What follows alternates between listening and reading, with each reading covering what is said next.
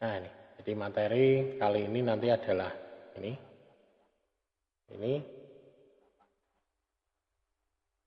Jadi pertemuan di sini, pertemuan ke-11 ya, auto secure. Nah ini sebetulnya melanjutkan yang kemarin ya. Kalau kemarin kita hanya berhenti sampai di routing protocol authentication di sini kemarin. Ya. Ini. Nah ini sekarang masuk di sini, secure management dan reporting network security, ya, NTP, SMTP. Ya, kemarin saya bagi dua karena kemarin kalau dibahas semuanya terlalu banyak. Ini kemarin berhenti di sini. Ya. Nah ini, jadi menggunakan auto secure. Ya, ini ada di dalam produknya Cisco ya. Ini di auto secure ini dapat mengunci fungsi bidang manajemen ya, dan layanan di bidang forward di routingnya. Ya.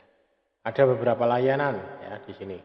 Jadi fungsi manajemennya seperti secure boot, ya, CDP, ya, FTP, TFTP, PAD, UDP, atau mungkin server-server kecil ya, TCP, MOP, ICMP.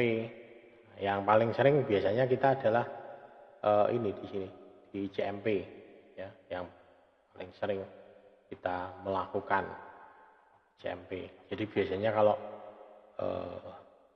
kita melakukan serangan ping gitu ya, maka nanti IP kita akan keblokir otomatis. Gitu. Nanti nunggu dulu berapa saat ya, menunggu dulu misalkan 2 second atau berapa, atau 10 second, biasanya tergantung dari konfigurasinya ya. Gitu. Nanti baru komputer kita baru bisa connect internet lagi, bisa tersambung dengan jaringan lagi. Ya itu. Biasanya di sini main di CMP. Ya. CMP itu paling mudah adalah itu ya, yang penerapan ping yaitu CMP salah satunya. Ya. Jadi apalagi kalau komputer kita itu ada antivirusnya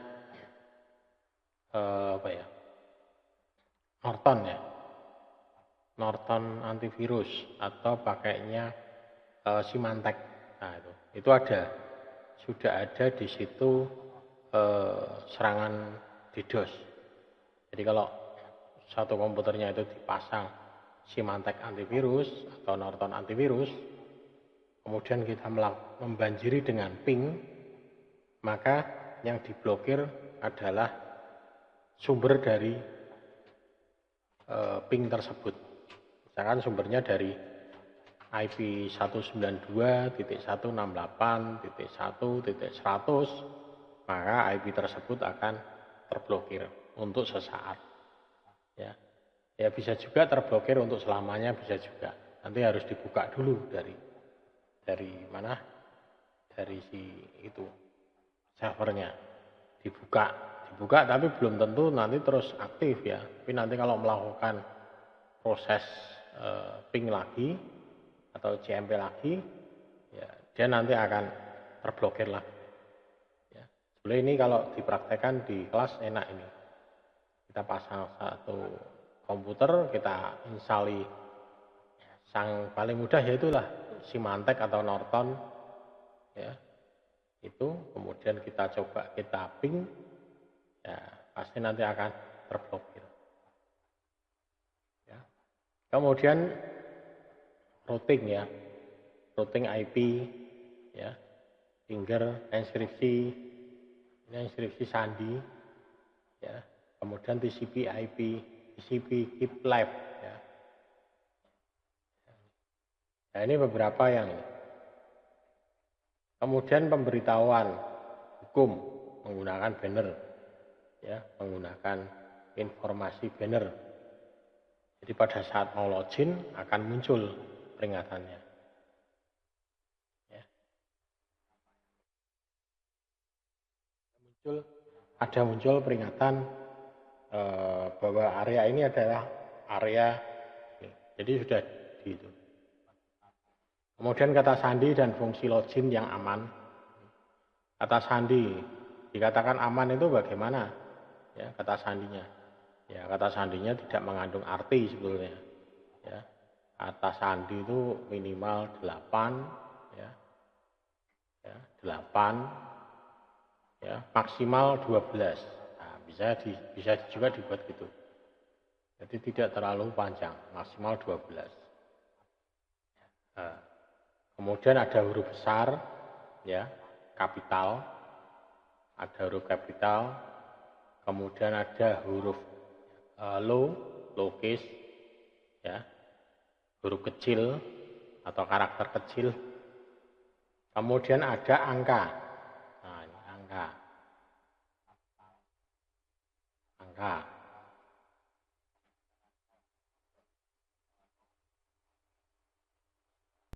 ya. Kemudian kalau mau lagi ya karakter simbol-simbol itu ya, itu bisa tambahkan itu. Tapi sebetulnya tiga ini sudah kompleks ya. Ada huruf besarnya, ada huruf kecil, ada kombinasi angka. Nah, ini sudah tidak atau sudah sulit tebak. Asalkan ini passwordnya bukan mengandung arti. Nah, itu. Ya, itu. Jadi tidak ada artinya. Ya, itu. Kemudian login yang aman. Nah, ini login yang aman. Nah, tentunya login yang aman ini kita loginnya tidak boleh di sembarangan. Ya, walaupun loginnya pakai komputer kita sendiri, pakai laptop sendiri, tapi kalau pas saat kita memasukkan password kanan kirinya ada orang, di sebelahnya juga kita ya juga tidak aman juga. Ya, itu. Jadi bisa juga diintip ya. Kamu ambil 4 digit dari kiri, aku ambil 4 digit dari kanan. Nah, itu nanti akan ketahuan passwordnya. Oh, passwordnya ini. Ya.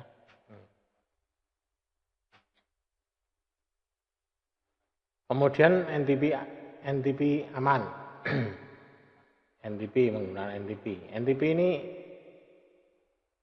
apa ya?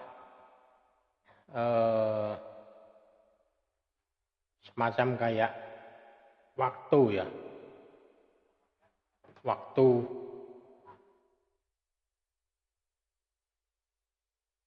Waktu untuk ini server ya, NTP.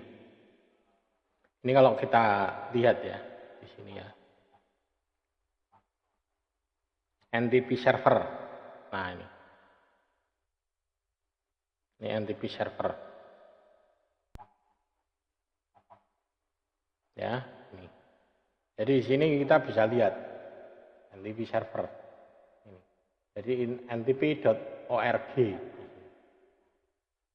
Ya. NTP pool. Nah, ini juga bisa. Ya, kita bisa lihat di sini. Ya. Jadi di sini adalah server-server yang dipakai untuk mengacu jam server. Nah, ini. Misalkan di sini NTP pool Asia. Ya. Nah, ini asia.ntp pool. Nah, ini. Ini di sini adalah servernya ini. Ya, ini. Servernya ini. Jadi dia di sini mengacu jam untuk atau jam yang dipakai kita untuk mengacu ke sini. Jadi kalau kita setting jamnya itu akan mengacu ke sini ya. Jadi jam komputer kita ya. Ini. Ya, contohnya ini. Nah, ini. Jadi pada saat kita lakukan ini synchronize, nah, di sini time servernya kita ngikuti ini time.windows.com. Ya, time servernya ini. Ya, times.windows.com. Ya.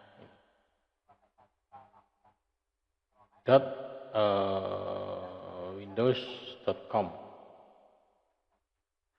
Ada ditemukan ternyata dia tidak bisa diakses sembarangan. Dia hanya berupa informasi jam saja. Ini. Ya kalau misalkan kayak di telepon, Anda telepon aja 109 itu. Ya, di situ nanti akan muncul keterangan ya. Bila gong berbunyi, waktu menunjukkan pukul. Ya, jadi udah dihitung. Ya. Jadi seperti itu. Kemudian akses SSH yang aman juga. Ya. Nah, kemudian layanan ini TCP ya, penyadap, sniping ya, ada sniper, ada NTP ya, macam-macam itu untuk menyadap. Nah, di sini ada 3 layanan ya, dan fungsi dari tools penerus yang diaktifkan oleh Auto Secure. Contohnya ini Cisco Express Forward CF, kemudian filter lalu lintas dengan ACL, akses control list. Ya, ini di sini bisa dibatasi akses control list. Siapa yang boleh mengakses, siapa yang tidak boleh. Ya. Kemudian firewall. Nah, ini kalau yang ini untuk protokol umum firewall ini. Ya. Kemudian sintak-sintaknya. Ini menggunakan perintah auto secure ya untuk mengaktifkan pengaturan fitur Cisco. Nah, jadi perintahnya di sini di router auto secure. Kemudian di sini apa? No interact atau full atau forward atau manage, NTP, login, SSH, firewall. Nah, tinggal yang mau dibuat auto secure yang apa? Ya, di sini banyak sekali. Ya, bisa NTP, bisa loginnya, bisa SSH, bisa firewallnya, bisa top intercept-nya. Nah, ini. Jadi di sini ada description-nya, parameternya. Di sini no interact di sini. Ini pengguna tidak akan diminta mengkonfigurasi interaktif apapun. Ya, tidak ada parameter dialog interaktif yang akan dikonfigurasi termasuk nama pengguna atau kata sandi. Ya. Kalau yang forward di sini penerus, hanya meneruskan saja. Ya. Kemudian yang bawah manajemen. Ya. Di sini hanya bidang manajemen yang akan diamankan. Nah, dari sini contoh-contohnya. Ya. Untuk sintak-sintak di auto secure-nya. Kemudian ketika kita memilih perintah auto secure, maka CLI dia akan menjalankan secara wizard. Ya, ini. Jadi perintah yang pertama masukkan perintah auto secure. Ya. Maka router akan menampilkan pesan selamat datang untuk konfigurasi wizardnya. Ini. Jadi kita akan disodorkan untuk konfigurasi wizardnya apa. Ya. Yang pertama mungkin mengumpulkan informasi tentang interface-nya, ya, kemudian mengamankan bidang manajemen dengan menonaktifkan layanan yang tidak perlu, ya. Kemudian auto secure meminta banner, auto secure meminta kata sandi, nah, ya, di antara seperti itu. Ini kalau kita coba. Muncul enggak ya?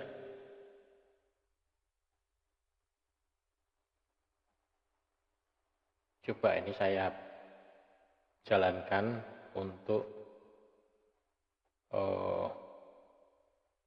routernya ya.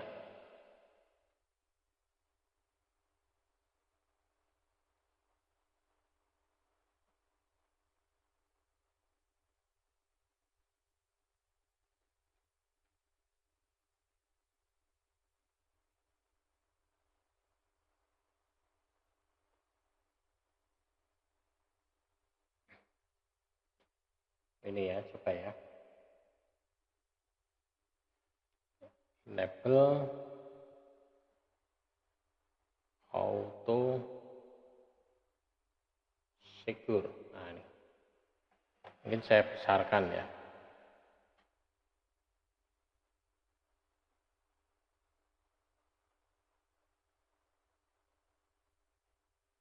Nah, ini. Auto secure. Saya jalankan, enter.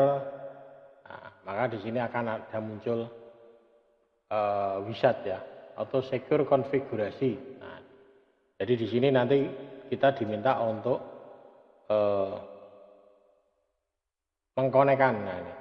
Apakah router ini connect dengan internet? Nah, defaultnya adalah no. Ya. Kita enter. Ya. Kemudian di sini security banner, put banner antara K and K, where K is a character. Ya. Masukkan bannernya apa? So, mat datang di PT misalkan X Y Z.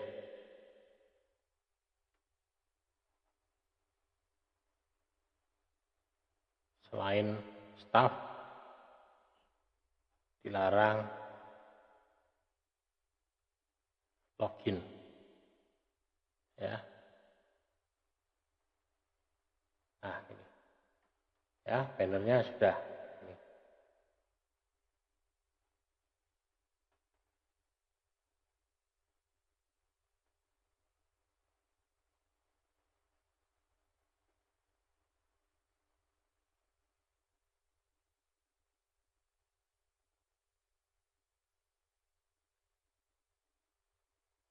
Tanda crash ya, menutupinya.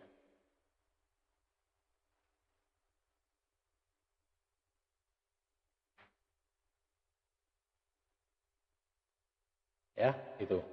Jadi seperti ini. Ya. Ini enter security banner.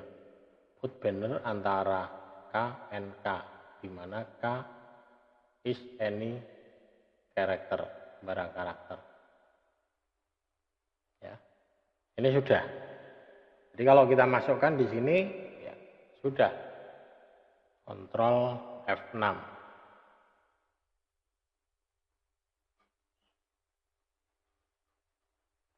Nggak bisa. Salah tombol nanti malah mati streamingnya nanti ya. Ini. Jadi di sini perintahnya auto secure ya, meminta sandi ya, kemudian interface-nya, kemudian setelah itu baru di routingkan. Nah, ini. Jadi dia menggunakan auto secure yang wizard di sini. Dia menggunakan wizard configuration atau secure tadi. Ya. Jadi kita bisa menggunakan wizard, kita bisa menggunakan manual. Kalau yang manual ya ini tadi, auto secure pilihannya apa. Tapi kalau misalnya wizard ya tinggal ketikkan aja auto secure, maka nanti kita akan disodori beberapa pertanyaan yang harus diisi dan dijawab. Kemudian protokol routing dinamis. Routing dinamis dilakukan beberapa aktivitas termasuk jaringan untuk pemeliharaan jaringan dari routing, ya, routing dinamis. Keuntungannya ini penting dari protokol routing dinamis adalah kemampuan untuk memilih jalur terbaik. Ini. Jadi routing dinamis ini adalah kemampuannya untuk memilih jalur yang terbaik dan kemampuannya untuk secara otomatis menemukan jalur yang terbaik baru ya, ketika ada perubahan topologi ya, itu. Jadi ketika ada perubahan topologi maka dia akan bisa menemukan jalur yang terbaik ini. Kemudian routing dinamis di sini memungkinkan router untuk secara otomatis mempelajari jaringan dari router lain. Jadi dia bisa secara otomatis. Tapi di sini sangat boros dari resource-nya, alat routernya, ya, karena dia akan secara rutin dan terus-menerus melakukan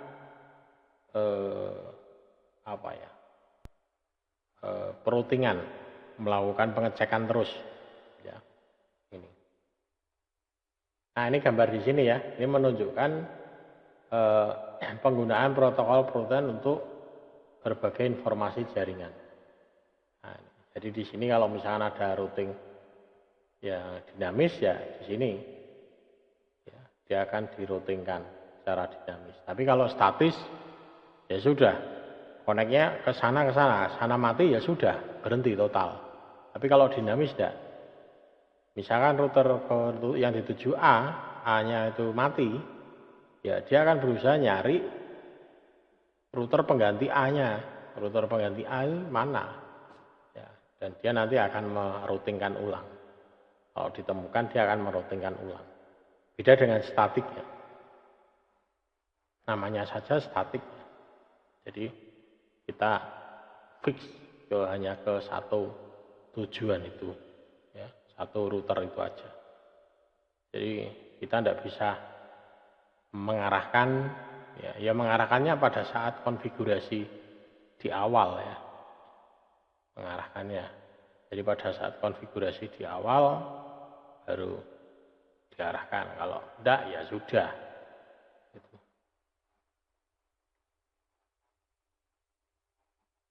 Kemudian pemalsuan protokol perutuhan. Nah, jadi dengan ini pun bisa juga dipalsukan ya, disadap ya. Jadi jaringannya diduplikasi, disadap ya. Ini. Jadi perutuhan dapat diserang juga dengan mengganggu router ya. Dengan mengganggu routernya ya. Atau dengan memalsukan informasi yang dibawa di dalam protokol router tersebut. Jadi informasi yang dibawa itu adalah informasi palsu, ya, spoofing, ya, ini pada umumnya ini spoofing, ya, dapat digunakan untuk menyebabkan sistem saling memberi informasi yang salah, ya, spoofing, dan menyebabkan serangan DDoS itu nanti. Jadi awalnya dari sini, atau menyebabkan lalu lintas mengikuti jalur yang biasanya tidak diikuti. Ya. Jadi dinamis tapi di dalamnya menjadi statis. Ya. Ini. Jadi ada beberapa konsekuensi dari informasi routing yang dipalsukan. Ini. Yang pertama ini mengarah pada lalu lintas untuk membuat loop routing, ya, looping routing. Dia akan berusaha membuat loop routing. Padahal kalau di loop routing itu sudah dicegah dengan adanya spanning tree. Ya. Ini. Mengarahkan lalu lintas sehingga dapat dipantau pada tautan yang tidak aman. Nah, kemudian mengarahkan lalu lintas untuk membuangnya. Nah ini beberapa konsekuensi informasi routing yang dipalsukan. Kemudian autentifikasinya kita bisa menggunakan OSPF MD5. Jadi kita mengaktifkan OSPF MD5 secara global. Ini. Perintahnya untuk mengkonfigurasi interface-nya adalah kata sandi IP OSPF message digest key. Ya, MD5 kemudian passwordnya. Ini. Jadi perintah konfigurasi router area dengan area ID, authentication, message digest. Kemudian yang ketiga, metode ini memaksa autentifikasi pada semua interface ya, yang diaktifkan di OSPF. Jadi jika sebuah interface tidak dikonfigurasi dengan perintah IP OSPF message digest key, itu dia tidak akan dapat membentuk kedekatan dengan tetangga OSPF lainnya. Jadi artinya apa? Jadi kalau misalkan ada beberapa router di sini, ya, ini misalkan router, ya, dia kan saling terhubung di sini, ya, dia saling terhubung. Kalau misalkan ini tidak menggunakan autentifikasi menggunakan ini message digest dan dia tidak tahu kodenya apa, maka dia tidak akan bisa membentuk kedekatan dengan OSPF lainnya. Jadi misalkan katakanlah ini tidak bisa, maka dia tidak akan bisa membentuk kedekatan dengan OSPF yang di sini, router yang ada di sini. Begitu juga router di sini. Dan kalau ini terhubung ke sini juga tidak bisa, ya. Dan dia tidak akan bisa tidak bisa memberikan informasinya, karena dia tidak memasukkan atau tidak memberikan perintah IP OSPF message-nya. Message-nya apa? Ya, digiskinya apa?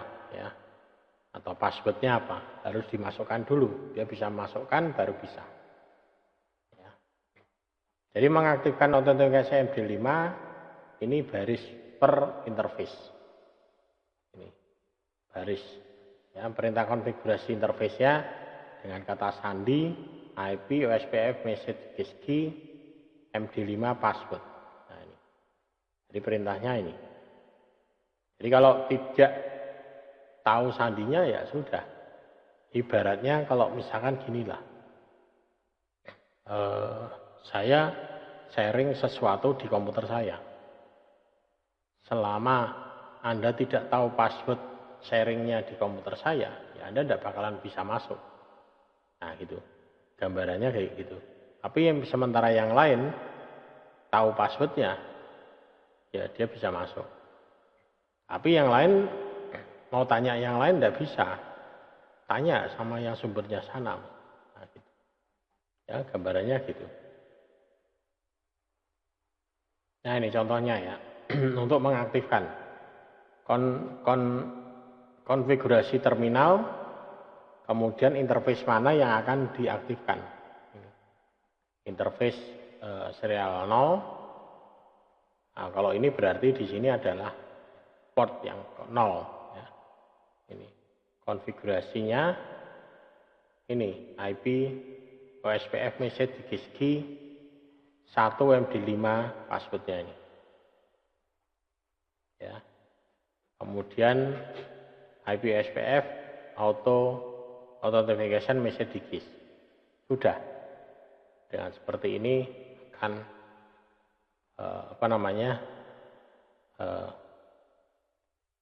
terinskripsi ya.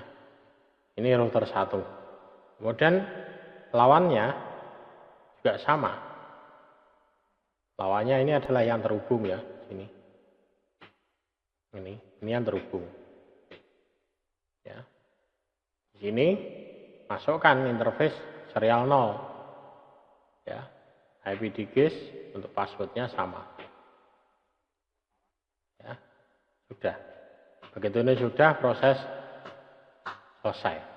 Jadi di sini antara router 1 dan router 2 sudah terinskripsi dengan MD5.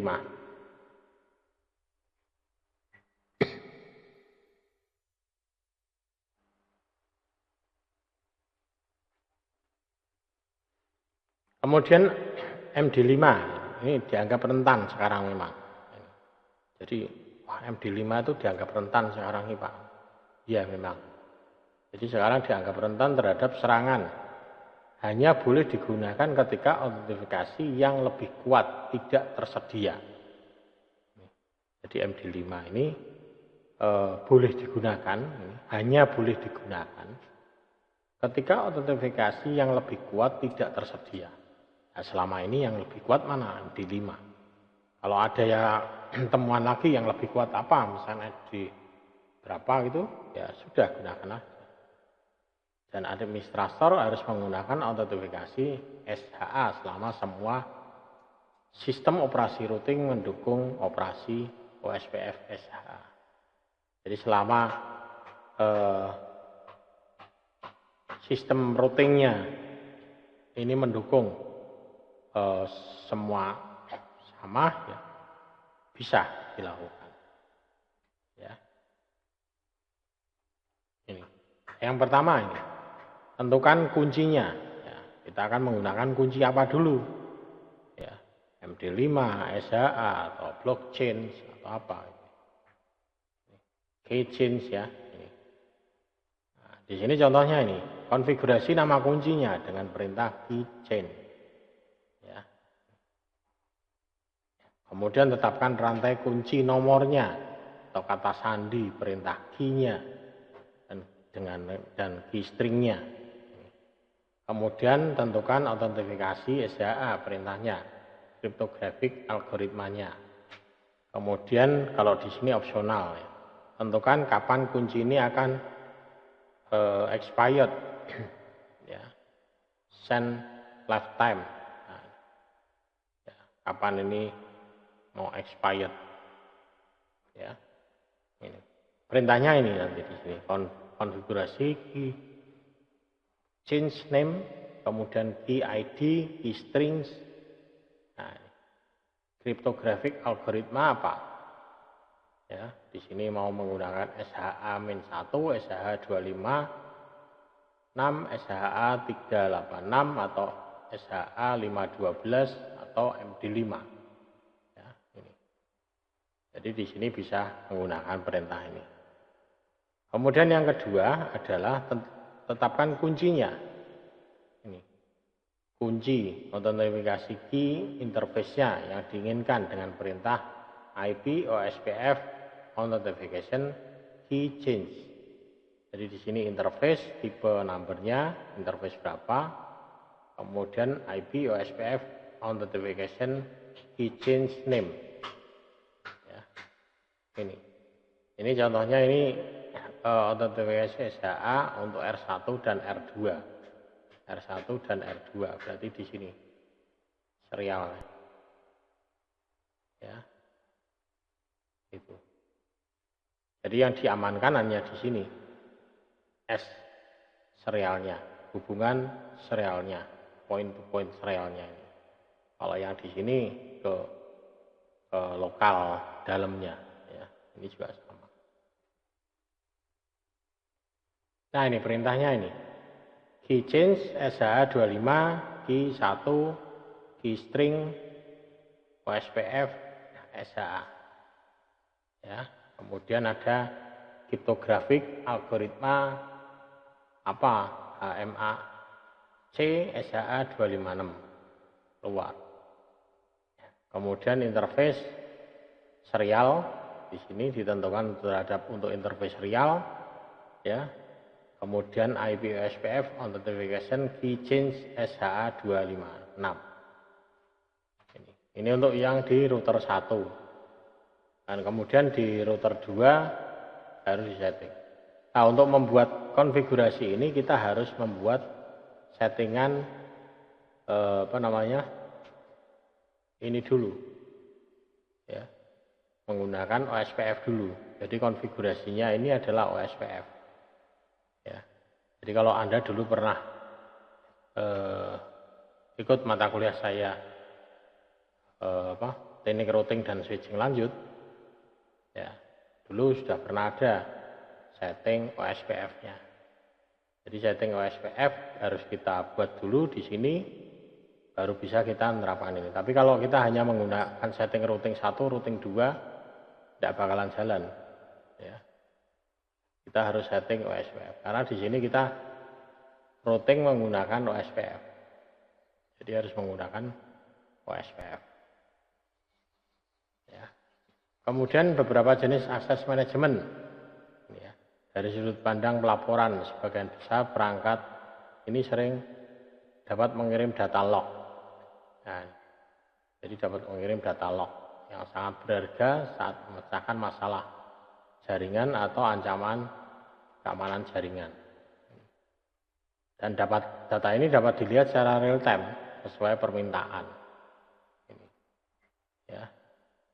Dan saat mencatat dan mengelola informasi, ini informasi antara host manajemen dan perangkat dikelola dapat diambil dua jalur, dari jalur dalam dan jalur luar. Ya. In-band sama out of band. In-band arus informasi melintasi jaringan produksi perusahaan internet dan keduanya. Itu. Ya. Sementara kalau yang out of band ini arus informasi jaringan manajemen khusus di mana tidak ada lalu lintas produksi berada. Ya, di situ.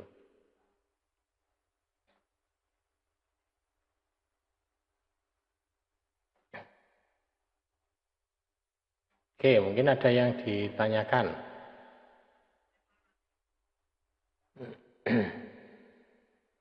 Sebelum saya melanjut lagi, atau ada yang mau didiskusikan. Ini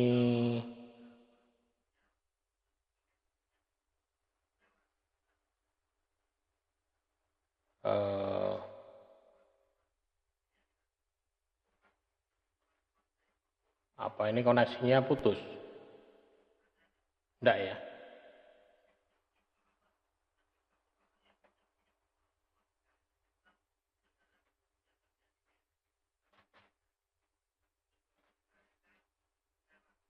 Untuk koneksinya putus, enggak ya?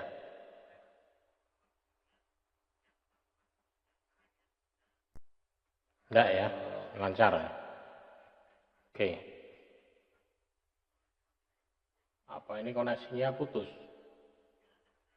Enggak ya? Oke ya, kita lanjut ya. Ini. Dan akses out of band dan in band. Nah, jadi aturan tujuan keamanan manajemen.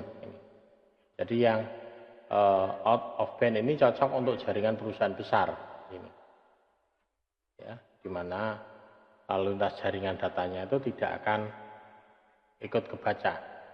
Tapi tidak selalu diinginkan ya keputusan untuk menggunakan manajemen yang OOB tergantung pada jenis aplikasi di dalam ya ini. Jadi menggunakan aplikasi manajemen yang OOB ini tingkat keamanannya tinggi. Ya. Tapi tingkat kerugian risiko lewat protokol manajemen yang tidak aman melalui jaringan produksi juga di sini. Ya. Sementara yang manajemen in-band ini direkomendasikan di jaringan yang lebih kecil, ya, sebagai sarana untuk mencapai penerapan keamanan yang lebih hemat biaya. Jadi yang in-band ini memang untuk skala yang lebih kecil. Dalam arsitekturnya, lalu lintas manajemen ini mengalir dari dalam ke semua kasus. Jadi ini. Contohnya ini, pedoman manajemen in-band. Ini berlaku hanya untuk perangkat yang perlu dikelola atau dipantau saja. Biasanya sih menggunakan IP Secure, SSH atau SSL. Ya. Kemudian memutuskan apakah saluran manajemen perlu dibuka setiap saat. Jadi mainnya itu hanya buka tutup, gitu ya. Tidak semuanya selalu kebuka di sini.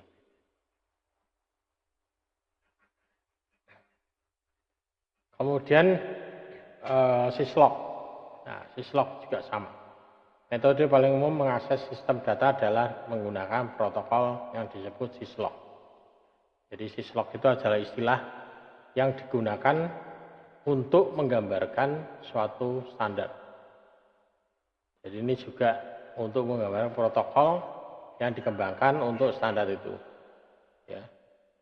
Jadi banyak perangkat jaringan yang mendukung syslog. Ada router, switch, ya, server aplikasi, firewall, mikrotik itu juga ada. Ya, ini peralatan jaringan lainnya. Ini. Jadi syslog ini dia fungsinya adalah membaca lalu lintas yang ada di dalam alat yang dituju ya. Jadi dia memang membaca.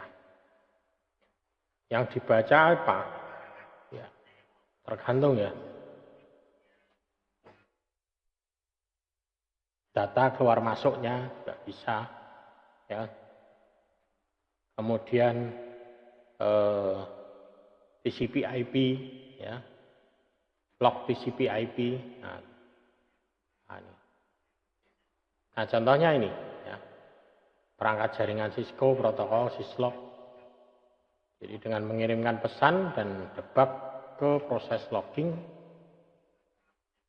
ya, misalkan dia untuk membaca pesan syslog, misalkan baca memori, ya, buffer logging memori di dalam router ataupun switch. Jadi dia membaca.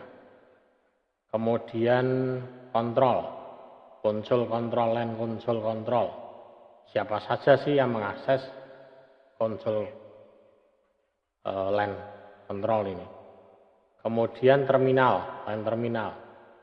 Yang mengakses LAN terminal siapa saja sih? Kemudian server syslog. Ya. Yang mengakses server syslog siapa? Nah ini. Jadi kita bisa monitoring ini semua. Ini salah satu bagian aja ya. Tapi mestinya banyak yang bisa kita monitoring ya, yang bisa kita monitoring.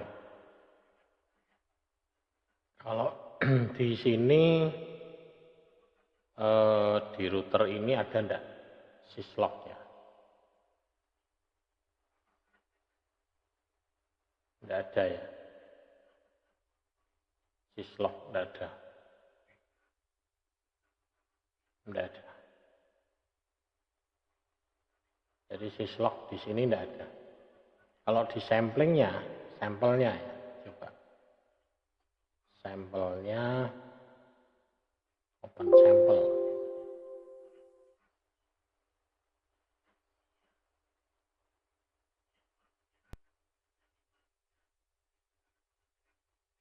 Di sini tidak ada juga. Nah, adanya cuma sniffer.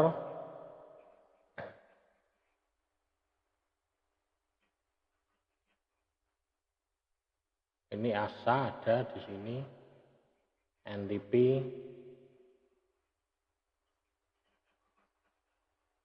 Ya, tidak ada.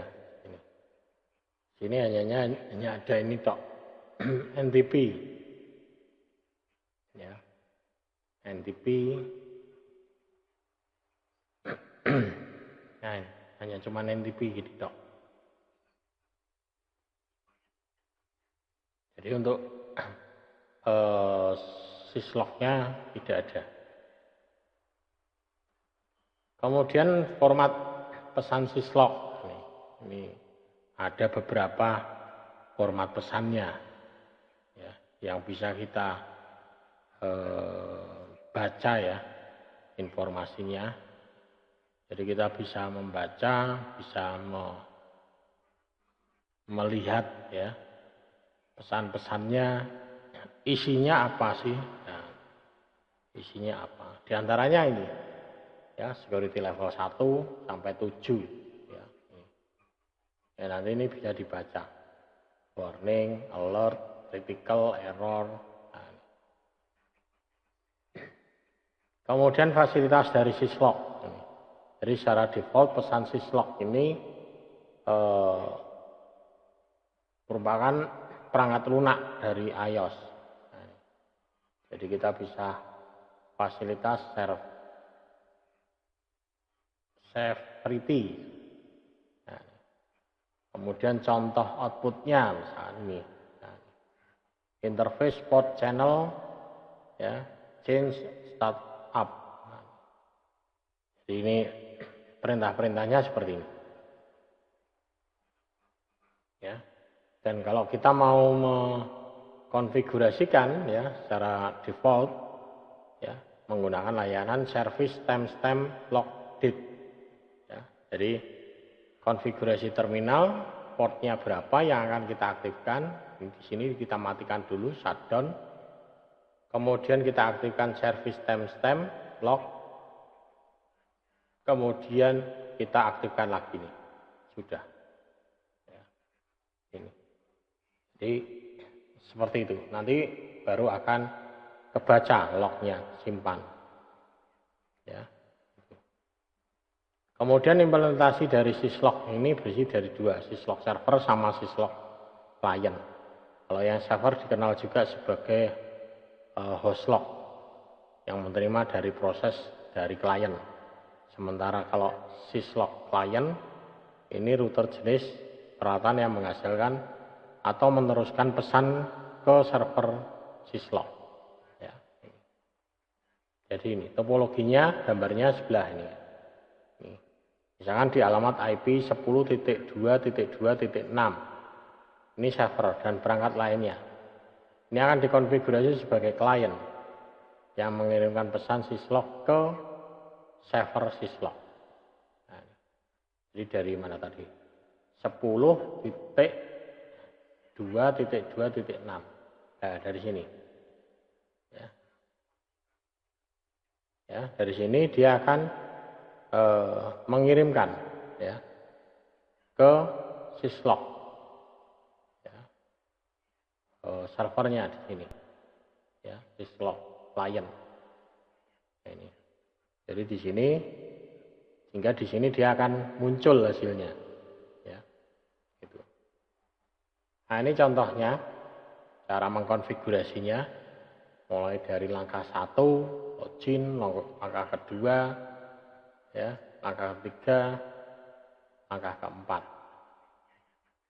Ya, jadi mengatur logging host tujuannya menggunakan perintah logging.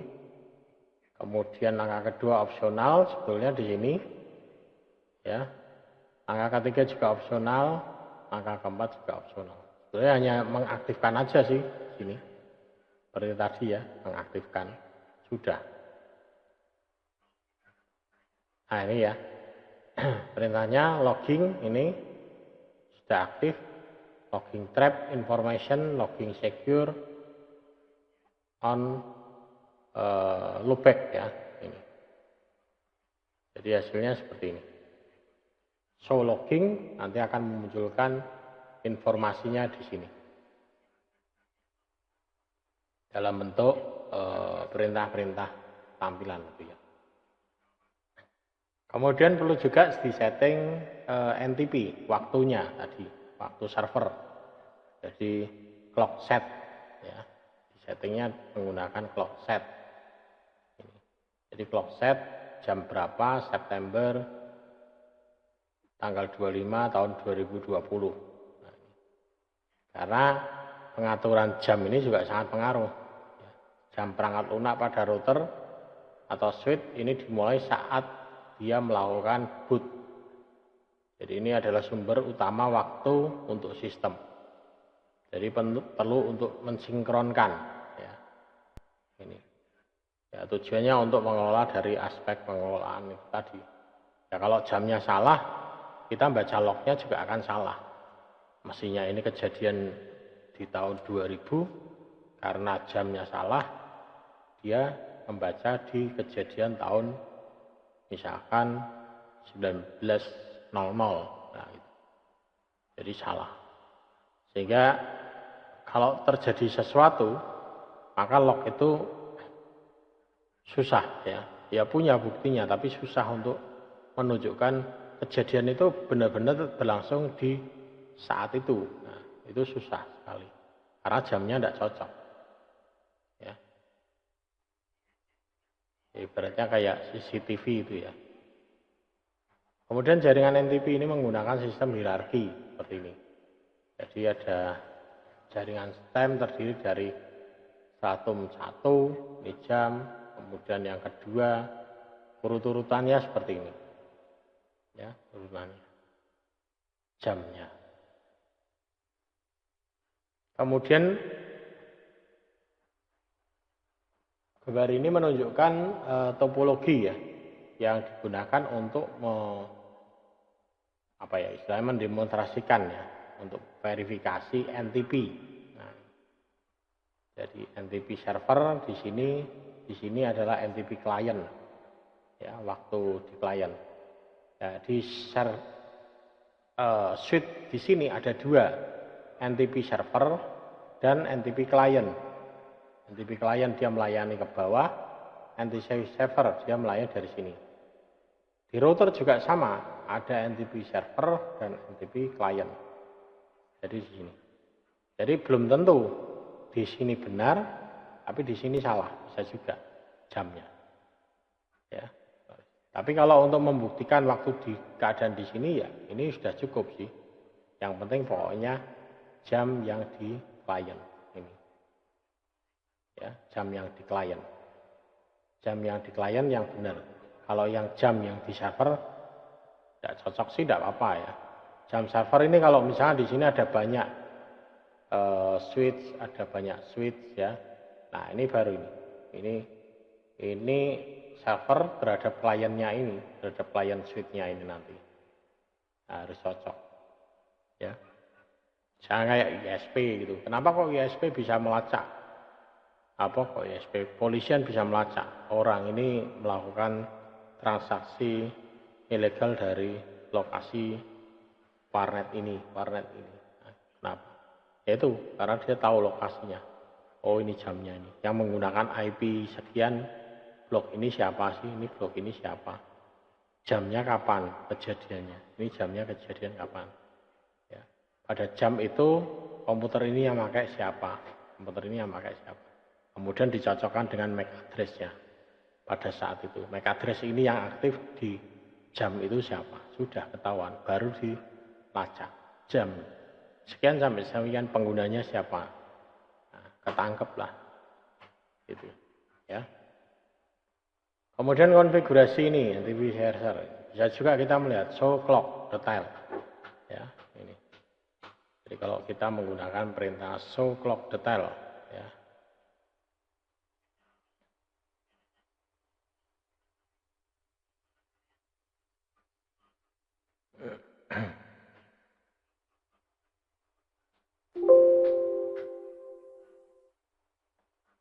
Ntar coba saya carikan.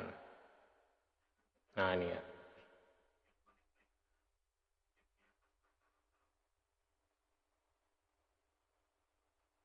Kita buka di sini, kita tunjukkan. Nah, kita jawab no.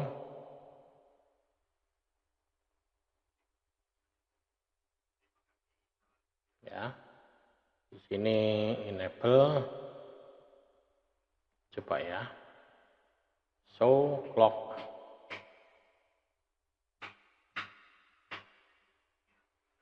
Detail. Ya, ini. Nah ini. Di sini tahunnya masih ngawur, salah. Ya. Tahunnya salah. Ini. Jadi masih Maret, 1 Maret 1993. Nah, ini. Ya. Jadi konfigurasi ini harus disetting misalnya. Nah, cara settingnya apa? Ya kita bisa juga menggunakan ini perintah NTP servernya mana. Tapi dengan catatan routernya ini harus connect internet. Ya. Jadi routernya harus connect internet dulu. Jadi harus connect internet, baru nanti bisa disetting ini menggunakan ini NTP server, nama servernya mana. Ini. Tinggal ini nama NTP servernya ikut yang mana.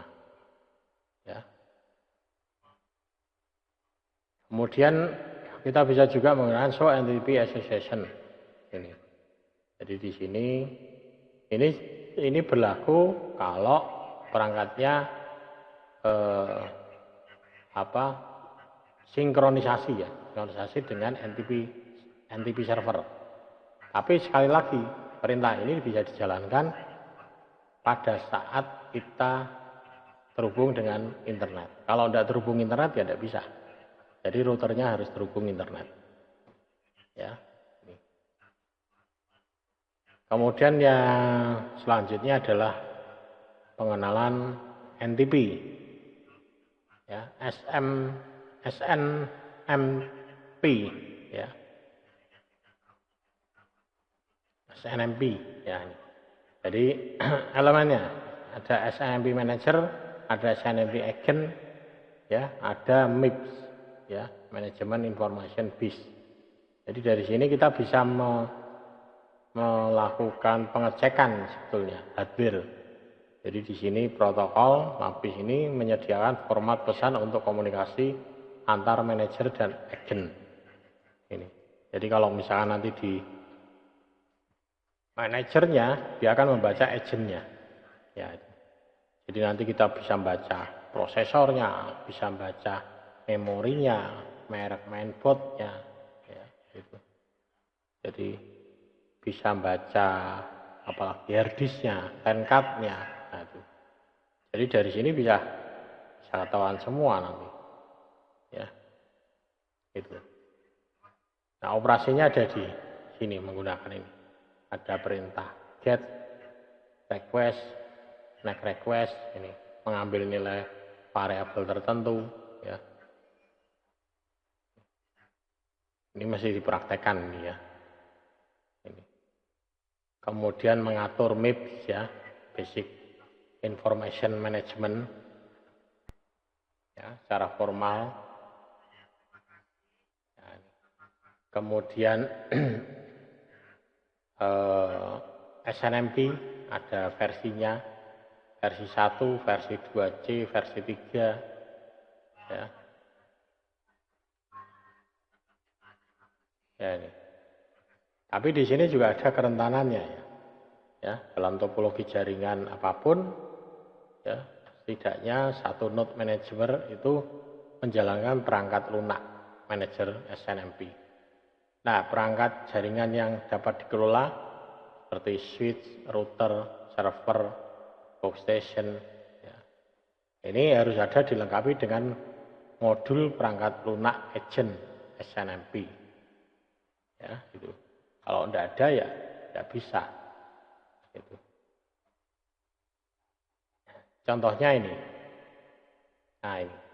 Jadi konfigurasi SNMP, maka yang pertama ACL, Access Control List standar bernama ini, minta. Ya, kemudian untuk mengizinkan hanya jaringan dari sini, network ini yang boleh. Ya, kemudian tampilkan SNMP diberi nama SNMP RO misalkan.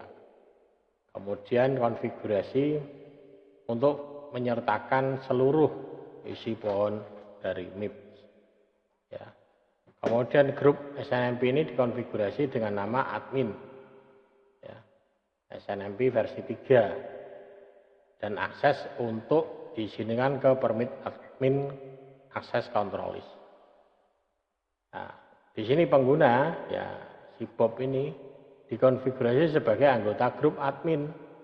Ya, dia menggunakan SNMP versi 3 dengan autentifikasi SAA inskripsi ini dan kata sandinya. Maka dia di sini dia bisa mengelola, mengontrol yang ada di dalam jaringan ini semua. Ya. Nah, perintahnya adalah ini untuk mengkonfigurasi dari router 1 akses list, ya, standar permit, kemudian karena tadi di sini /24, maka di sini dia gunakan ini network 0, ya, ini. Kemudian jalankan menggunakan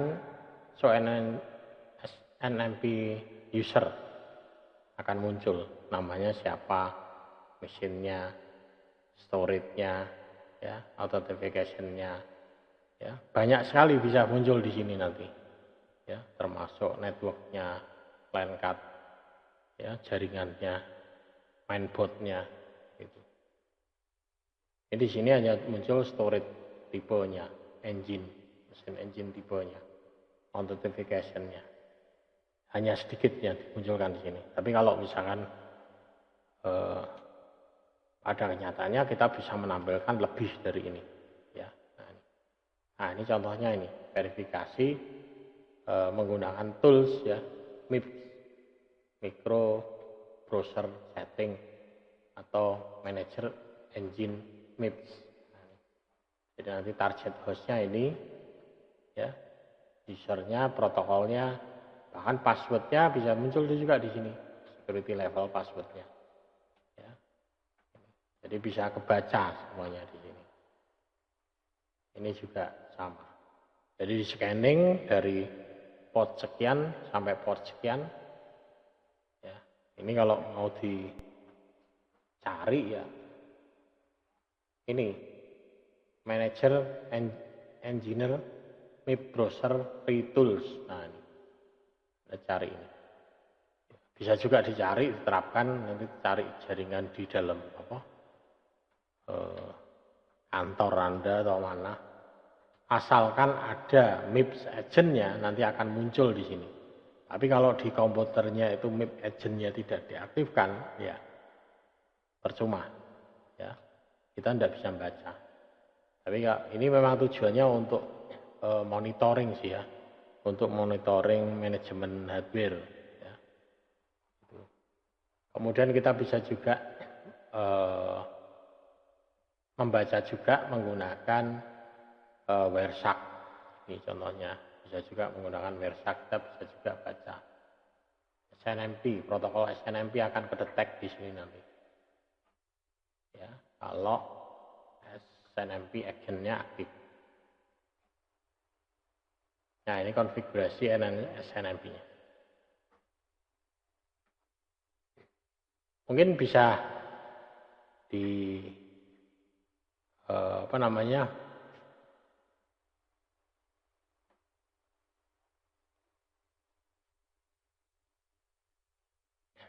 bisa dipraktekkan ya nanti ya. Tapi kalau ini praktekannya harus ada 2 komputer ini. Ya paling enggak ini praktekannya harus di lab. Oke, mungkin itu yang bisa saya sampaikan. Ada yang ditanyakan? Ini penonton serentak hanya ada 1 ya.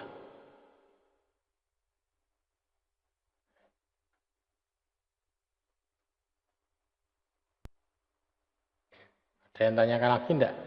Kalau tidak ada, untuk pertemuan pada pagi hari ini saya akhiri sekian. Dan mungkin nanti Anda bisa mencoba ini, WireShark sama ini ya, MIP Browser Free Tools, ini bisa Anda coba. Oke, kalau tidak ada yang ditanyakan, kurang lebihnya mohon maaf. Kalau ada kesalahan dalam hal penyampaian, terima kasih. Sampai ketemu nanti di pertemuan minggu depan. Ya, nanti pada pokok bahasan authentication, authorized, dan accounting. AAA ya gitu. Oke, terima kasih. Selamat siang. Nanti kalau ada yang mau ditanyakan lebih lanjut bisa kontak via WA Group. Ya. Terima kasih. Selamat siang. Selamat beraktivitas.